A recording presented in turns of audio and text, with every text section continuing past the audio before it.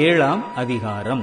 கர்த்தர் நோவாவை நோக்கி, நீயும் உன் வீட்டார் அனைவரும் பேழைக்குள் பிரவேசியுங்கள்.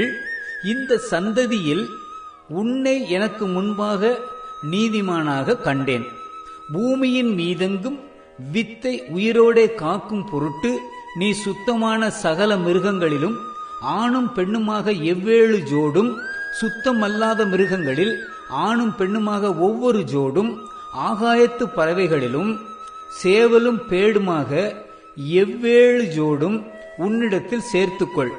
இன்னும் 7 நாள் சென்ற பின்பு 40 நாள் இரவும் பகலும் பூமியின் மேல் மழையை வருஷிக்க பண்ணி, நான் உண்டாக்கின ஜீவ ஜந்துக்கள் அனைத்தையும் பூமியின் மேல் இராதபடிக்கு நிக்கரகம் பண்ணுவேன் என்றார்.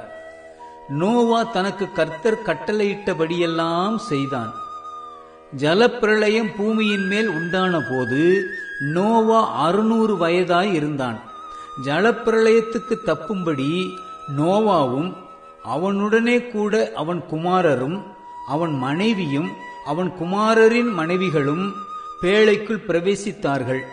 தேவன் நோவாவுக்கு கட்டளையிட்டபடியே சுத்தமான மிருகங்களிலும் சுத்தமல்லாத மிருகங்களிலும் பூமியின் மேல் ஊறும் பிராணிகள் எல்லாவற்றிலும் ஆணும் பெண்ணும் ஜோடு ஜோடாக நோவாவிடத்தில் பேழைக்குட்பட்டன.